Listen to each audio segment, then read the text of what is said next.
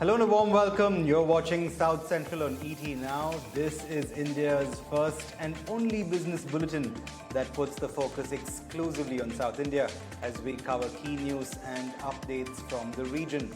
My name is Jude Sanath and here are the headlines we're tracking at this hour.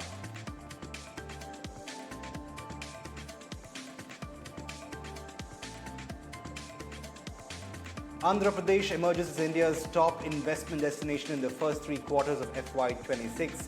Bank of Baroda data says the state has captured 25.3% of proposed investments pan-India between April and December 2025.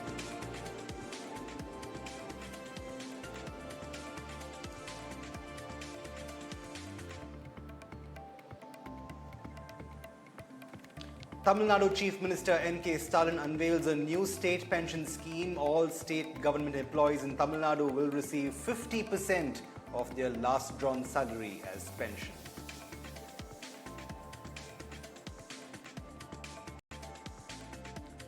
Kerala recorded 82 deaths in 2025 linked to Hepatitis A. Reports say that over 31,000 cases of the illness were linked to poor sanitation and contaminated groundwater in pockets across the state last year.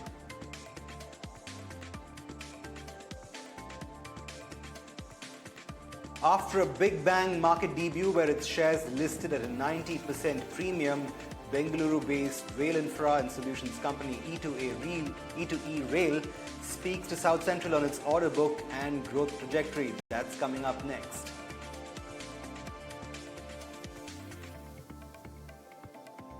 The proposed Hosur airport gets a massive shot in the arm as Aviation Minister Ram Mohan Naidu says 2 airports in close proximity can be built if one of them reaches its saturation point.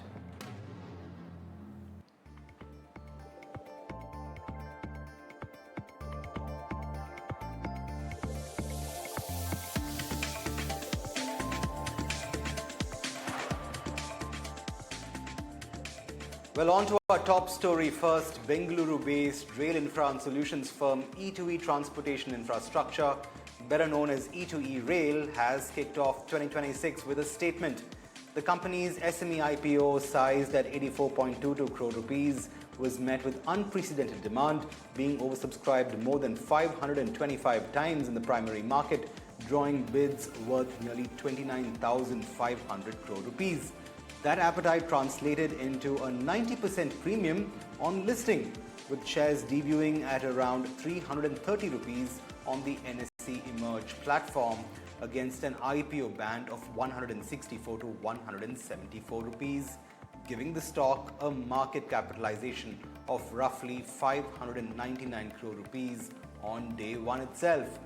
Established in 2010, E2E Rail has carved out a niche for itself as a system integrator and engineering solutions provider for signaling, telecommunications, electrification and turnkey rail projects across mainline railways, metro corridors and private sidings. With a robust order book of over 400 crore rupees and marquee contracts ranging from metro signaling as well as India's indigenous Kavach 4.0 program, E2E Rail is prepping for its journey in the public markets as it continues assessing future growth potential. To speak to us about that listing and the road ahead, I'm now joined by the company's director and CEO, Saurajit Mukherjee. Saurajit, firstly, thanks so much for joining us in the broadcast. Good to have you back on South Central. My first question to you, it's been a bumper opening on the exchanges for you.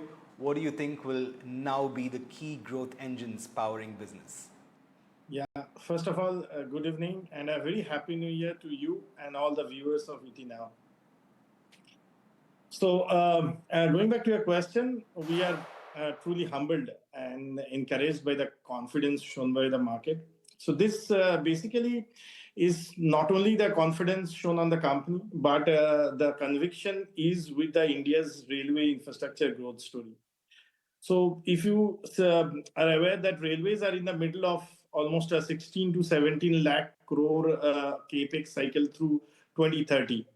With safety and signaling and capacity augmentation at its core.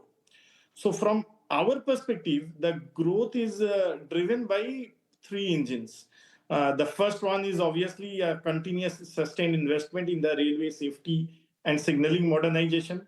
Secondly, the unique positions of being a OEM and a system integrator ourselves for safety critical rail signaling, which implements a much faster and seamless on ground execution by reducing these interdependencies and interface risks.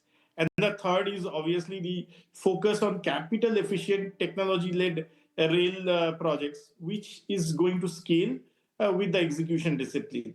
So, with this combination, is what the market has recognized and will obviously continue to propel our growth. Absolutely, and those projects, in fact, will of course be the key growth engine for you as you move forward. After that debut on the public market itself. So, what is the order book shaping up to look like, Sarojit? Which segments and which orders are you betting big on going forward? Yeah. So if you right currently we have an say open executable order book of close to 500 crores, and which is going to provide a strong near term revenue visibility to us. Plus, in addition, we also have a very healthy pipeline of orders, which is expected to be added by the this financial year. So, bulk of this orders are coming effectively from the signaling modernization, the train protection systems, and capacity augmentation projects, where technical capability and the system integration are the key differentiators. So our strategy is very simple. It's to focus on technically complex repeat order segments rather than just only going for a scale. Absolutely. And in fact, the last time we spoke, Sarojit, you were just closing out on that partnership with Tata Elxsi for Kavach 4.0. How big of an opportunity is this for you? It's poised to be a huge game changer for the railways itself. How much of a game changer is it likely to be for the company and its growth? Yeah, absolutely. I think in our last interaction, we spoke a lot about the our collaboration with Tata Elxsi and how Kavach is going to shape up the entire automatic train control system or automatic train protection system of India and modernize the entire signaling system, helping on the safety part of it. So Kavach is being the one of the most significant safety programs undertaken by the Indian Railways. So on an ecosystem level, this opportunity is almost estimated around 40 to 50,000 crore over the next 4 5 years, covering your trackside systems, the locomotives, and the communication infrastructure. So with over 68,000 route kilometers of the Kavach deployment, it's not a one-off opportunity only. It strengthens the entire market plus our a long-term position in terms of advanced signaling, safety engineering, and also the indigenous making a indigenous train control systems, which will have a continuous and sustained demand over the next decade itself.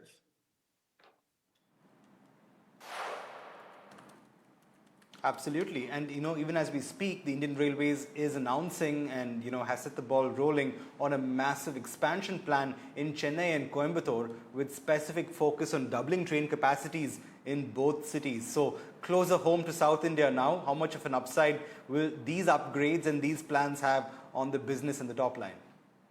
Yeah, so Chennai, if you see that Chennai has always been one of the busiest rail hubs of India. So almost more than 2.5 million passengers per day takes the suburban and the mainline networks. So obviously with this capacity expansion in such kind of nodes is going to inevitably require the upgradation of the modern signaling, the automatic train control, and yard modeling. We are doing more than 15 projects in Southern Railway itself with a headquartered in Chennai. And also Coimbatore being one of the satellite towns is also emerging as a major industrial and logistics hub. So these expansion programs is going to play out over multiple phases, say creating a very long-term repeat opportunities in kind of signaling and system integration, but and not just a one-time projects. It's a continuous cycle. Absolutely. And moving on from rail itself to urban transit, another key talking point, especially as our cities grow. Tier 2 cities have been, in focus of late, especially in South India. Cities like Madurai and Coimbatore, in fact, have been demanding for a metro rail for the longest time now. Do you think it is time that India looks beyond its metros? Sure, the metro projects in Chennai, Bengaluru, Hyderabad, even Kochi have been, runaway successes. But Tier 2 urban transit, how critical is this at this point in time with regard to taking India's urban transit story forward? Absolutely pertinent question, because as India is growing and the tier 2 cities are coming up, so it is actually growing much faster than metros if you compare the growth rate. With the population growth rate itself, it's more than say 2 to 3% annually. In fact, if you compare it with the tier 1 cities, the population rate. So cities like say Coimbatore, Madurai, say Raipur. So now we are seeing they see several lakh passenger trips per day across buses and the suburban rails. Plus, the entire city landscape is so much congested. So the future lies not only just designing a single metro solution. You have to basically right size the urban transit solutions as a whole. Say suburban rail, light metro, you have your BRTS, and basically the signaling led capacity upgrades, which is going to increase the efficiency. It's going to be more sustainable and quicker to deploy than always a full scale metro systems, which we are talking about. Absolutely. And aside from Kavach itself, which E2E Rail is so closely involved in, what kind of infra and tech upgrades are expected to be rolled out across projects that the company is presently executing? And how much of this and which of these projects could, potentially change the face of rail transit as we know it? So, as you rightly said, there are we as a company are continuously investing in technology upgradation. So when we talk about the rail infrastructure modernization, it is increasingly becoming like technology driven. So if the last decade, if you see, the emphasis was much more on capacity augmentation on the tracks and electrification. But this decade is going to be for signaling modernization, where efficiency and safety will go hand in hand. So we are seeing actually an accelerated adoption of technologies like electronic interlocking, automatic block signaling, more use of components like Excel counters. We are also discussion about Kavach 5.2 now, centralized traffic controls, all these train control systems, new propulsion systems, new rolling stocks coming in. So these technologies can improve the line capacity, the existing line capacity, by 30 to 40% without adding any new tracks, while you will have a significant enhancement on the safety and punctuality. So when we talk about the next decade, the rail modernization is be less about only a pure civil expansion. It's going to be more about the intelligent technology-led capacity creation. Absolutely, and a move and a push towards being more technology-led, of course, is the need of the hour, and that one element could potentially change the face of transit, both intra and intercity, interstate as well as we know it. On that note, Sarojit, congratulations again on that bumper listing. Thanks so much for joining us here in South Central and breaking down some of those insights with us. Great speaking to you as always. Thank you. Thank you so much. Moving on then, Andhra Pradesh has emerged as India's top investment destination in FY26, capturing a commanding 25.3% share of all proposed capital investments in the first 9 months of the fiscal. This according to data from a Bank of Baroda report. Now that translates to roughly 6.74 lakh crore rupees out of the 26.6 lakh crore rupees in total investment intentions announced across the country. Now, these figures put Andhra ahead of traditional leaders like Odisha at 13.1% and Maharashtra at 12.8%. Remember, we're talking about proposed investments or investment intentions that have been made across the country.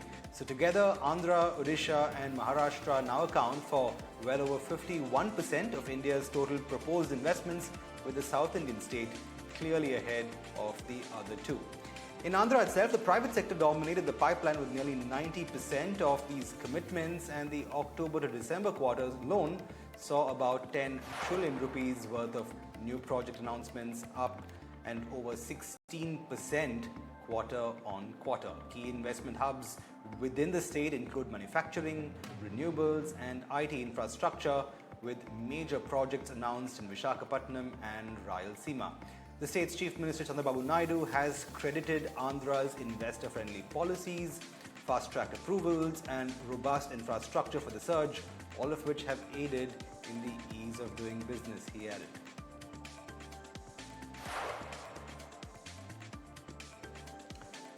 Moving on, ahead of elections this year, Tamil Nadu Chief Minister M.K. Stalin has unveiled the Tamil Nadu Assured Pension Scheme, or TAPS, for state government employees and teachers. Under TAPS, state government retirees will be guaranteed a pension equal to 50% of their last drawn salary, with DNS allowance adjustments twice a year on par with serving staff. Families of these pensioners also stand to benefit from a 60% family pension in case of a pensioner's death. Gratuity on retirement has been set at 25 lakh rupees, while those retiring without qualifying service will also receive a minimum pension or a compassionate payout.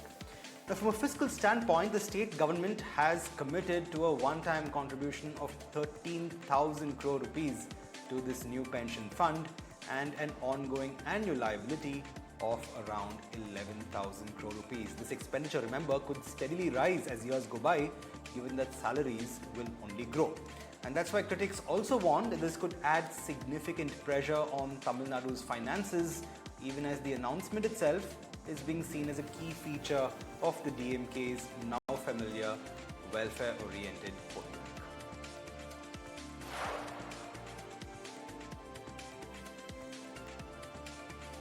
Moving on to some critical news now in the context of a brand new airport that is all set to take form and shape, at least Tamil Nadu hopes it will, in the town of Hosur. Now, in fact, it's been good news for that proposed pet airport project itself, because the Hosur airport may have already walked one more step towards becoming a reality, as Civil Aviation Minister Ram Mohan Naidu has said that there are no technical obstacles towards building an airport in the town. Now, for the longest time now, the Hosur airport was always under the shadow of doubt, as the construction agreement surrounding Bengaluru's Kempegowda airport was that no other airport could come up within the vicinity of a 150-kilometer radius up until 2033. However, speaking at a recent event, Union Minister Ram Mohan Naidu said that the 150-kilometer clause would in fact not hold good if the first airport in question, in this case Kempegowda Airport in Bengaluru, had already achieved its capacity. In such a case, Naidu added, both the operational stability of the first airport as well as the development of the second one are both assured. In fact, Naidu's comments come just weeks after the minister informed Parliament that the centre would in fact be rejecting the proposal to construct the Hosur airport, as it was just 75 kilometers away from the Kempegowda International Airport in Bengaluru.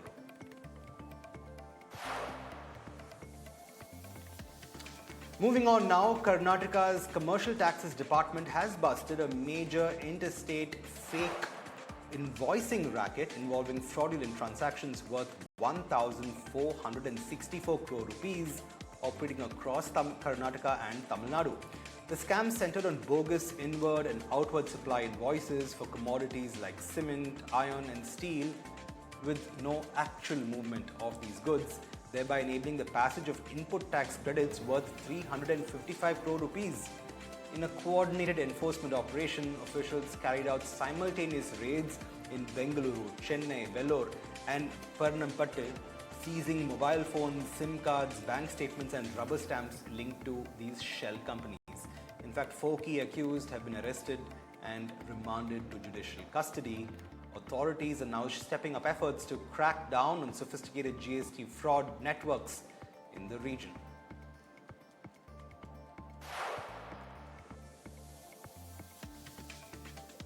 It's been a rather trying time for the healthcare scene in Kerala, even as Hepatitis A cases in the state have been on the rise. In fact, the period of up until December 30th has already seen 82 deaths linked to Hepatitis A, even as the state itself has seen well over 31,000 hepatitis cases across certain pockets in the state. Remember, this data is since surveillance began in the state of Kerala.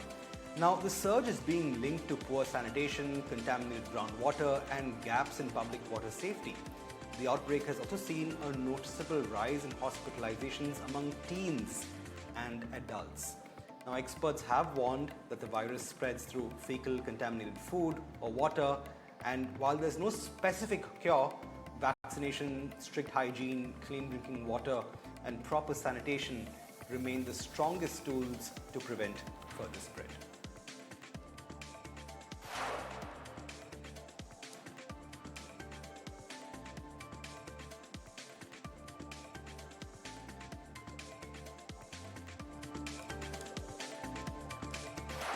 A trying time for a Puducherry-based IPS officer. In fact, Isha Singh actually went viral barely a few weeks ago when the 28-year-old IPS officer in Puducherry was seen actually laying down the law at actor Vijay of Tamilaga Vetri Karagam's political rally in the state. In fact, the IPS officer in question, Isha Singh, was confronting a TVK leader and stopping attempts to allow more people into a tightly capped political rally, and she has now in fact been transferred to Delhi.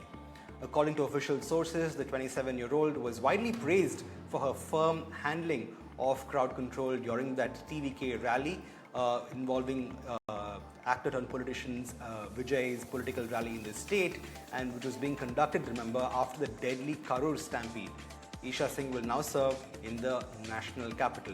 Now, her on-camera rebuke of TVK General Secretary Bussi Anand involved her reminding him quite loudly and firmly in that video that went viral that 40 people had in fact died in Karur due to overcrowding. In fact, that video not just went viral but also made headlines, winning the IPS officer praise and showing the Union Territory's police force in a good light for its enforcement of safety at the political event, even as the IPS officer herself was praised for her courage and her strictness in laying down the law. So a new innings for Isha Singh, even as those transfer orders will now take her to the national capital.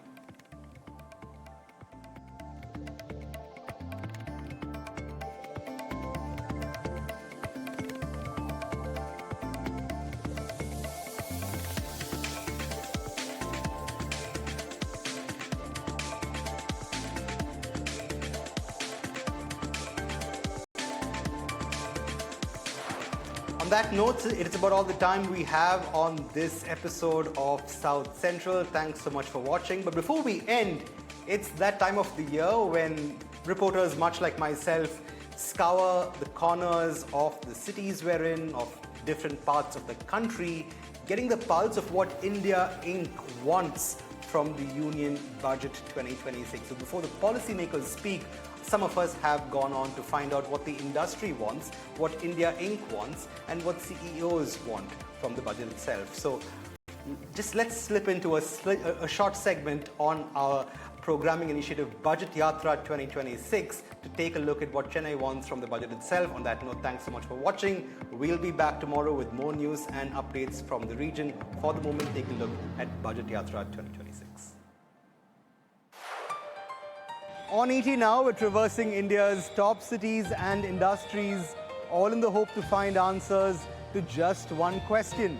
What does India Inc. want from Budget 2026? So from Odisha's discoms to Chennai's auto component corridors, we put the focus on policy, growth and budget wish lists. So join me in Chennai as I track how the Trump tariffs have impacted business at auto ancillary industries, and whether the component ecosystem is keeping up with India's big EV shift. And we'll be bringing you these stories through exclusive conversations with the voices that matter. All this on Budget Yatra 2026, only on ET Now.